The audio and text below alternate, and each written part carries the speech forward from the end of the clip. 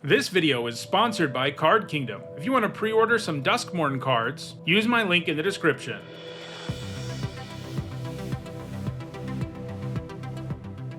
Hi everyone, I'm Hone, and in this video I'm continuing with my Duskmourn Limited set review. Over the last several days I've been evaluating every single card in the format to get you ready for your pre-release or the release of the set on Magic Arena. So far I've covered all the multicolored, colorless white and blue cards in the set, and now we're looking at black. For each of these cards, I'll discuss how I think they'll perform in Limited, that means draft and sealed, and I'll punctuate each evaluation with a letter grade. If you're new to my set reviews and unsure of what my letter grades mean, you can find a guide in the description. As I evaluate these cards, keep in mind that I am talking only about draft and sealed, and that means I'm only going to be talking about cards that can be found in play boosters. Furthermore, I'm only looking at cards from the main set.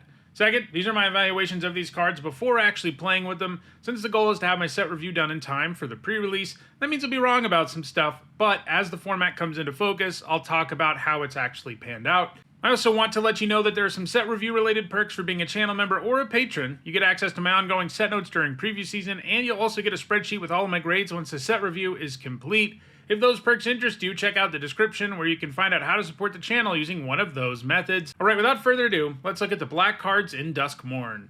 First up, we've got Appendage Amalgam, which for 2 generic and a black is a 3/2 enchantment creature horror. At common, it's got flash, and when it attacks, you surveil 1. This is a bad stat line even with surveil, and the attack trigger, honestly not that good either. But being an enchantment creature is a big deal in this format, both because it means it can trigger Eerie, and because it gets you halfway to Delirium, all on its own, and then when you throw in the Surveil, maybe it gets you even closer. If it didn't have the enchantment creature thing going on, it'd probably be a D+, but I think that's enough to kick it up to a C-. Next up, it's Balemerk Leech, which for 1 generic and a black is a 2/2 Leech at common, and it has Eerie. That means whenever an enchantment you control enters, and whenever you fully unlock a room, you get something. In this case, each opponent loses 1 life. This stat line lags behind these days, and the Eerie payoff isn't the type that you're really eager to have. I mean, it's fine, but it's pretty rare that a creature that causes life loss when you do a format-specific thing like this is a card that does a great job. I'm giving it a D+. Next up, it's Cackling Slasher, which for 3 generic and a black is a 3/3 human assassin at common with Death Touch. It enters with a +1/+1 counter on it if a creature died this turn. It's always surprisingly difficult to get these triggers to go off when you want them to. I can't remember the last time we saw a card with one that ended up being anything special, and this is way understated when you can't get the counter, and it's not even an enchantment or an artifact or anything. I think it's a C-. Next up, it's Come Back Wrong, which for 2 generic and a black is a rare sorcery. It says destroy target creature. If a creature card is put into a graveyard this way, return it to the battlefield under your control, sacrifice it at the beginning of your next end step. A 3-mana sorcery that kills a creature tends to be a C or C+ at best these days. It's just hard for pure removal to be all that good in a world with lots of Enter the Battlefield abilities and death triggers, but Come Back Wrong fixes that problem in an interesting way, because if the creature you kill does have one of those, you end up getting it yourself. Now, you're not always going to kill something that gives you value because you get to gain control of it briefly, but when you don't, it's going to feel like a good removal spell because the thing you killed didn't have an Enter the Battlefield or death trigger. Killing something with haste could be fun too. Overall, this looks really good to me. I'm giving it a B. Next up, it's Commune with Evil, which for 2 generic and a black is an uncommon sorcery. Look at the top 4 cards of your library, put 1 of them into your hand, and the rest into your graveyard. You gain 3 life. This has the potential to single-handedly give you Delirium, but it is super clunky. Paying 3 mana during a main phase to draw 1 card is pretty brutal, even with the graveyard upside. The life gain offsets this some, as it gives you some time to take advantage of all those cards in your graveyard and makes up for not adding to the board, but this doesn't look great to me. There are just better ways to get Delirium. While this is better at getting Delirium like in one fell swoop, there are lots of other cards in the set that actually add to the board and really contribute to you getting Delirium. So I don't imagine you really want to run more than 1 of these. You can only have so many cards that don't impact the board. I'm giving this a C. Next up, it's Cracked Skull, which for 2 generic and a black is a common enchantment aura with enchant creature. When it enters, look at target player's hand. You may choose a non-land card from it. That player discards that card. When enchanted creature is dealt damage, destroy it. So this is a weak discard effect stapled to a weak aura. And the reason the aura is weak is because most of the time to do damage to something, you have to give something up. So it isn't like you can look at this as remotely close to a 1-for-1 removal spell. The coercion effect does make a difference, but this is still a card that largely doesn't impact the board, and both effects it has are fairly weak and limited, even if you're getting both of them. It is an enchantment, but I still think it's a D. Next up, it's Cynical Loner, which for 1 generic and a black is a 3/1 human survivor at uncommon. It can't be blocked by glimmers, and it has survival, and that means at the beginning of your second main phase, if it's tapped, something happens. In this case, you search your library for a card, put it into your graveyard, and then shuffle. So this can help you set up Delirium and Reanimation, both of which are black themes in this set, and it has a passable stat line. The anti-Glimmer upside will do something on occasion too. There are Glimmer tokens in the set, and anytime you have a 3/1, it not being able to be blocked by 1/1 tokens always feels pretty good. There are some tokens in the set that can block it, but there are many that can't. Seems like a quality 2 drop. I'm giving it a C.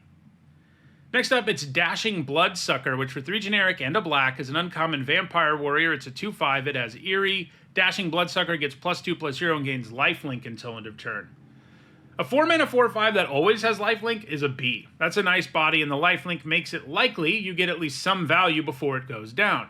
Obviously, this is substantially worse, but in many black decks, it'll be a 4/5 lifelinker pretty often, and it's nice that sometimes it can be even bigger. There are cards that let you trigger Eerie more than once in a turn. Like if you have the mana to play and unlock both sides of a door in a turn, you will get Eerie twice, for example. And lifelinkers are usually at their very best as attackers anyway, since that's what has the biggest impact on a race. I'm giving this a C+. Next up, it's Defiled Crypt and Cadaver Lab. This is an enchantment room. This is a new enchantment subtype, and you can cast either half from your hand, and that door unlocks on the battlefield. And then, as a sorcery, you can pay the mana cost of the other door to unlock it. Eerie will trigger when you play it initially because you play an enchantment, but it will trigger again when you fully unlock the room, which means you unlock the other door. So the Defiled Crypt side is 3 generic and a black, and whenever 1 or more cards leave your graveyard, create a 2/2 black horror enchantment creature token. This ability triggers only once each turn. And the Cadaver Lab side is only 1 black mana, and whenever you unlock this door, return target creature card from your graveyard to your hand. So, altogether, you can spend 5 mana to get a creature back and make a 2/2 enchantment creature token. That's not a great rate, but it can result in up to 3 Eerie triggers and potentially a 2-for-1, albeit a clunky one. There are other cards that can remove cards from the graveyard too, and if you can get more than 1 2/2 token out of Defiled Crypt, you're going to feel really good about things. But it is a pretty bad card on its own. Still, this is basically Raise Dead with a bunch of upside, and I can't imagine that being bad. I'm giving this a C+. Next up, it's Demonic Council, which for 1 generic and a black is a rare sorcery. Search your library for a demon card, reveal it, put it into your hand, and then shuffle, and it has Delirium. That means if 4 or more card types among cards are in your graveyard, this does something even better. In that case, you can search your library for any card and put it into your hand and then shuffle. Pure tutors tend to be bad and limited, and yeah, without Delirium, this is really bad. The format doesn't have enough demons for a demon tutor to really matter. And even when it does matter, it's not worth paying 2 mana to tutor up a demon in almost any case in the format. Once you do have Delirium going, it's better, it becomes Demonic Tutor, and I do think that's doable enough that this isn't a straight up F like most tutors are, because, you know, it can be Demonic Tutor sometimes, and that is a tutor that's actually good, but it's probably still just a D. Next up, it's Derelict Attic and Widow's Walk, a common enchantment room. The Derelict Attic side is 2 generic and a black, and when you unlock this door, you draw 2 and lose 2 life. And the Widow's Walk side is 3 generic and a black, and it says whenever a creature you control attacks alone, it gets +1/+0 and gains Death Touch until end of turn. So 3 mana to draw 2 and lose 2 at sorcery speed is like a D+ level draw spell unlimited. Losing life and not impacting the board can make it hard for you to live long enough to take advantage of those cards. But it's nice that you can go with Widow's Walk if you want a more immediate impact on the board, or you can of course unlock it later. Neither side would be very good on its own, that's for sure, and I hate it when they give us these black cards that only give a bonus when a creature attacks alone. That's just such a big restriction, and it's true, you know, it is a buff that's going to matter sometimes, but there's going to be a lot of times where it doesn't. So this is kind of a spell that doesn't impact the board in a real way, certainly doesn't do it at all if it's all alone, but, you know, it gives you a 2-for-1 and then has another little effect, and it also happens to be an enchantment and a room, and that certainly matters too, so I think it's a C. Next up, it's Doomsday Excruciator, which costs 6 black mana for a rare demon. It's got flying. When it enters, if it was cast, each player exiles all but the bottom 6 cards of their library face down, and at the beginning of your upkeep, you draw a card. This has a cool design. If your opponent doesn't kill it, they probably lose, since it's a quick clock in the air and you draw extra cards. In theory, you can get milled out faster, but if your opponent doesn't kill the Excruciator, it's definitely going to kill them before that happens. But man, this is near impossible to cast in Limited. The good news is, there's a Reanimator deck in this format, and while you don't get the Interest trigger when you do that, which actually might just be better in Limited, you do get back a 6/6 flyer that draws you an extra card every turn, and you're going to be pretty happy about that. That said, it's very problematic to have a reanimation target you can't also cast normally in a pinch, and this is going to be very hard to do that with. So that does keep it from being completely insane in the deck, and I think it needs a build-around grade. It's an F in most black decks, but probably a B in black-white. Next up, it's Enduring Tenacity, which for 2 generic and 2 black is a 4/3 Snake Glimmer at rare. Whenever you gain life, target opponent loses that much life, and when it dies, if it was a creature, return it to the battlefield under its owner's control. It's an enchantment. It's not a creature. This is a bad stat line, but if you have ways to gain life, this is a nice payoff that's not very easy for your opponent to get rid of. Life gain's not a huge theme in the format, but it's certainly in the format, and it's upside on a 4-mana 4/3. I'm giving this a C+. Next up, it's Fanatic of the Harrowing, which for 3 generic into black is a 2/2 human cleric at common. When it enters, each player discards a card. If you discarded a card this way, draw a card. A 4-mana 2/2 is really bad, but this enters trigger is pretty nice. It has 2-for-1 potential, and even a little something beyond that, because you can effectively rummage, and obviously black always likes discarding its own stuff. I'm giving this a C. Next up, it's Fear of Lost Teeth, which for 1 black mana is a 1/1 enchantment creature Nightmare at common. When it dies, it deals 1 damage to any target and you gain 1 life. This is a ton of value for 1 mana. It triggers Eerie for cheap, can trade for X2s, or potentially take down 2 X1s, gets you halfway to Delirium when it goes to the graveyard, and it's great sacrifice fodder, so it feels like it works nicely in basically every black deck. I'm giving this a C+. Next up, it's Fear of the Dark, which for 4 generic and a black is a 5/5 enchantment creature Nightmare at common. When it attacks, if defending player controls no Glimmer creatures, it gains Menace and Death Touch until end of turn. A 5-mana 5/5 is nothing to write home about, but a 5-mana 5/5 with Menace and Death Touch when it attacks certainly is. And while there are a decent number of Glimmers in the format, especially in blue-white, they're not everywhere. So there aren't so many of them that this ability will be hard to trigger. In fact, I'm guessing you're going to have it active way more often than you don't. This makes it a really good top curve card, especially in decks that can get extra value out of its enchantment typing. I'm giving this a C+. Next up, it's Final Vengeance, which for 1 black mana is a sorcery at common. As an additional cost to cast it, you sacrifice a creature or enchantment and exile target creature. There are plenty of expendable enchantments and creatures in this set, especially if you're playing black-red, but this still requires enough setup that it can't really be premium removal. It probably even needs a build-around grade, because if you're not black-red, where you have payoffs for sacrificing and all that, it's probably pretty bad. You can end up 2-for-1ing yourself more often than not. It's probably like a D in a regular black deck in the format, and a C+ in black-red. Next up, it's Funeral Room in Awakening Hall, another enchantment room. This one's a mythic rare. The Funeral Room side is 2 generic and a black, and whenever a creature you control dies, each opponent loses 1 life and you gain 1 life. The Awakening Hall side is 6 generic and 2 black, and when you unlock it, you return all creature cards from your graveyard to the battlefield. So the Funeral Room side of this card on its own is not very good, as is true of most cards that have this kind of effect and don't really add to the board. We've even seen versions of this card where it adds a 1/1 to the board, not really work out that well. However, most of the time this card doesn't have another side that will win you the game once it goes late, and the life you gain from the Funeral Room does make it more likely you can survive that long, in theory. So this is better than most versions of that enchantment, but 8 mana is still a lot, and you're not always going to get there, and having to lean on the Funeral Room side is pretty rough. I'm giving this a C+. Next up, it's Given to Violence, which for 1 generic and a black is a common instant. Target creature gets +2/+2 and gains lifelink until end of turn. I don't love this trick. We've seen a lot of great ones lately, and they tend to be good when they are 1 mana and or they are good at blanking removal as well as winning combat, and Given to Violence isn't any of those things. +2/+2 is kind of meager for 2 mana, and while the lifelink can certainly alter a race, this doesn't feel like the kind of trick you always want, even in black aggro decks. I'm giving it a C-.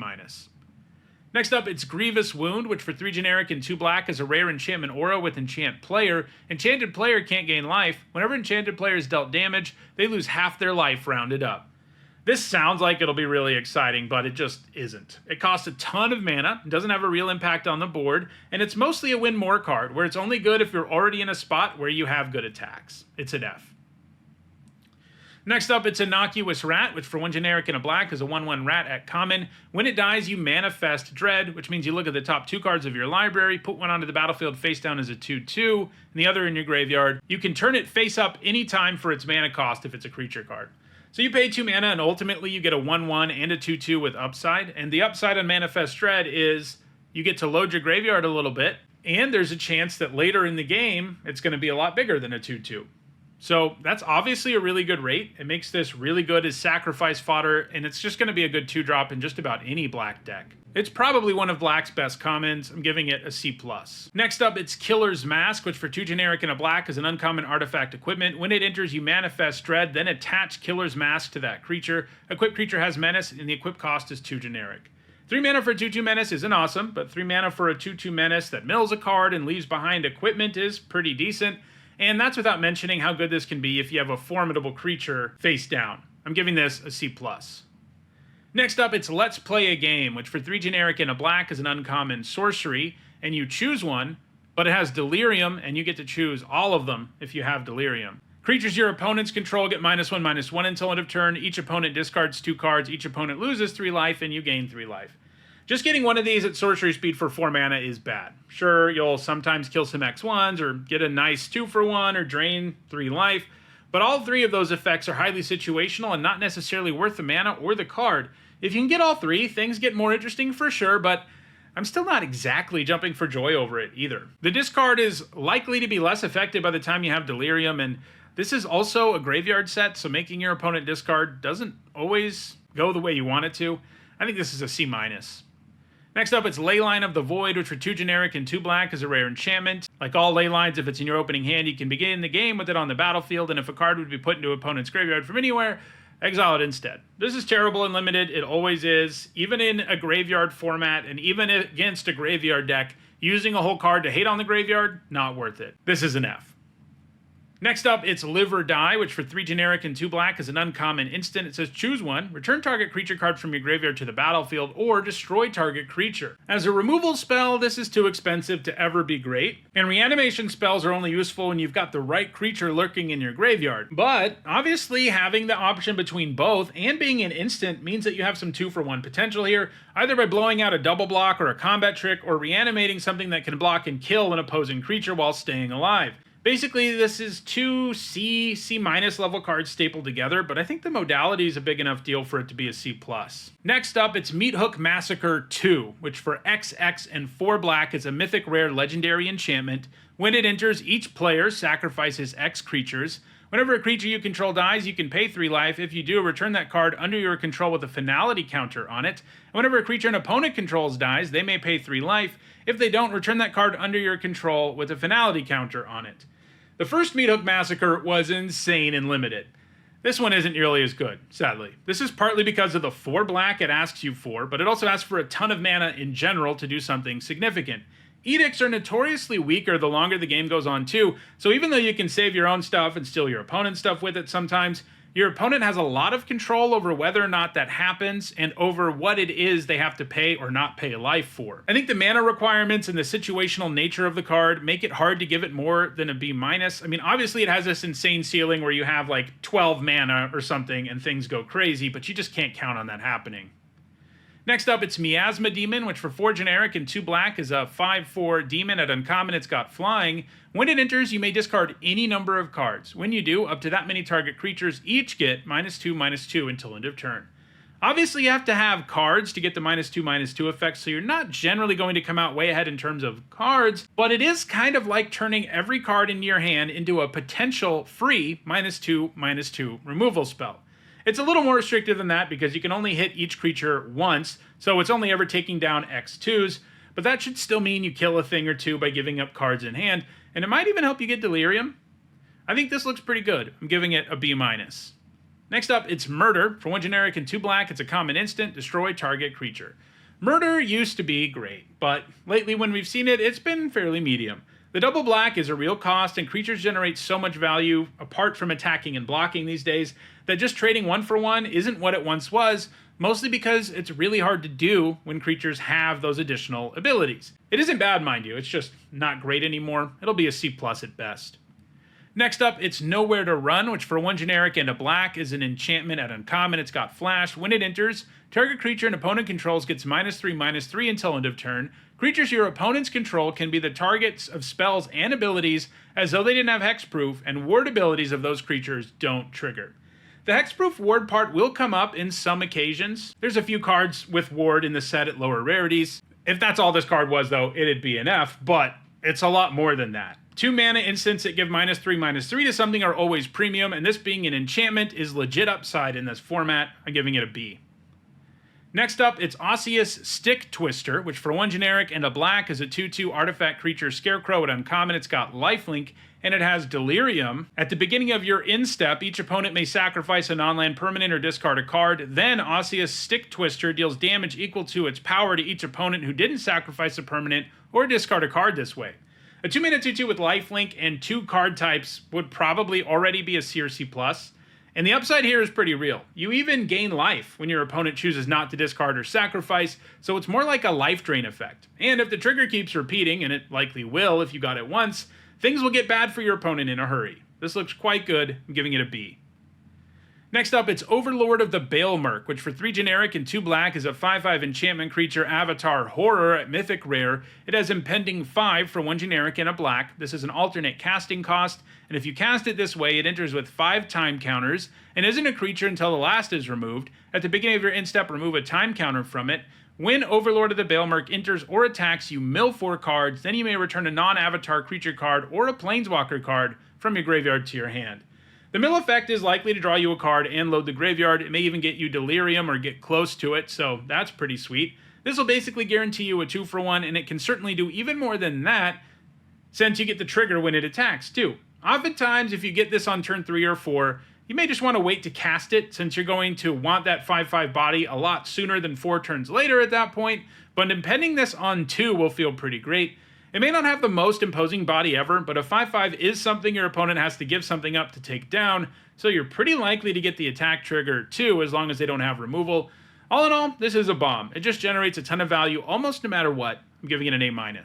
Next up, it's Popular Egotist, which for 2 generic and a black is a 3/2 human rogue at uncommon. You can pay 1 generic and a black and sacrifice another creature or enchantment, and it gains indestructible until end of turn. Tap it.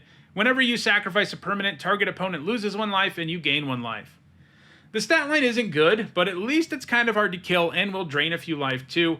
I'm kind of skeptical about this being great. Cards having this expensive of a cost to become indestructible, haven't panned out that much in Limited lately. There's also a bunch of removal in the format that can kill it even when it is indestructible. Your opponent killing it in response is really bad. But it is nice that this ability triggers no matter how you sacrifice the permanents, which for the black-red deck does really matter. Still, I think it's probably just a C. Next up, it's Resurrected Cultist, which for 2 generic and a black is a 4/1 human cleric at common, and it has Delirium, 2 generic and 2 black. Return Resurrected Cultist from your graveyard to the battlefield with a finality counter on it. A 3-mana 4/1 isn't good, and getting this back a single time for 4 mana isn't that good either. It's too much work for an underwhelming payoff. I'm giving it a D. Next up, it's Spectral Snatcher, which for 4 generic and 2 black is a 6/5 spirit at common. It has Ward, discard a card, and Swamp Cycling for 2 generic. I think this might be the best of this cycle. Obviously, the stat line's not great, but the Ward does generally mean that your opponent's going to have to 2-for-1 themselves to kill it outside of combat, and the fact you can throw it away early for a swamp and then reanimate it on turn 4 is pretty nice for black-white. I'm giving it a C. Next up, it's Sporogenic Infection, which for 1 generic and a black is an uncommon enchantment aura with enchant creature. When it enters, target player sacrifices a creature other than enchanted creature. When enchanted creature is dealt damage, destroy it. This is pretty interesting. A 2-mana Edict is usually playable. This does have the weird effect of not really edicting when your opponent only has 1 creature, which is often when an edict effect is at its best. But it does make up for that by giving you some control over the edict. If they have 2 creatures and you put this on a token, you're going to feel good about what you get. The whole when creature is damaged, it dies part isn't great, and if that's all this did, it'd be an F. That's just too finicky of removal, but it comes with an initial effect that will usually give you a card worth of value, so it's just gravy. There will still be plenty of times where you just can't make this do what you need it to, like when your opponent has 4 creatures. but this still looks like a nice card overall. I'm giving it a C+. Next, there's Unholy Annex and Ritual Chamber. This is an enchantment room at rare. The Unholy Annex side is 2 generic and a black. At the beginning of your end-step, draw a card. If you control a demon, each opponent loses 2 life and you gain 2 life. Otherwise, you lose 2 life. The other side, Ritual Chamber, is 3 generic and 2 black. Whenever you unlock this door, create a 6/6 black demon creature token with flying. If this was just Unholy Annex, it wouldn't be good. Phyrexian Arena-like effects on non-creatures haven't played well in Limited in quite some time, including actual Phyrexian Arena a few sets ago. Just imagine tapping out for this on 3 and not adding to the board and just hoping you don't get destroyed. You might get some extra cards, but you set yourself back so much you'll be dead before you can really use them. But adding Ritual Chamber to the mix makes a massive difference. It gives you an above-rate creature that is a very real threat, and of course it makes Unholy Lobby even better. For that reason, it'll often be best to cast the more expensive side of this one first, especially if you have an actual 3-drop creature on turn 3, because getting a body up front is going to be way better than playing Unholy Annex. But once you've gotten that body out of Ritual Chamber first, and then you turn on Unholy Annex, things are going to get scary for your opponent in a hurry. I'm giving this an A. Next up is Unstoppable Slasher. For 2 generic and a black, it's a 2/3 zombie assassin at rare. It has Death Touch, and when it deals combat damage to a player, they lose half their life, rounded up. When it dies, if it had no counters on it, return it to the battlefield tapped under its owner's control with 2 stun counters on it. A 3-mana 2/3 with Death Touch and this ability is nice, but it's not like amazing. It won't be difficult for your opponent to just trade with this, or kill it with a cheap removal spell. But luckily, this has a bunch of upside that makes it hard for them to kill it. Sure, it comes back stunned, but it's still ultimately a 2-for-1, albeit a slow one, and if it gets rid of those counters and starts swinging or blocking again, it can come back after that too. I'm giving this a B+. Next up, it's Valgavoth Terror Eater, which for 6 generic and 3 black is a 9/9 legendary Elder Demon at Mythic Rare. It's got flying and lifelink. It has Ward, sacrifice 3 non-land permanents.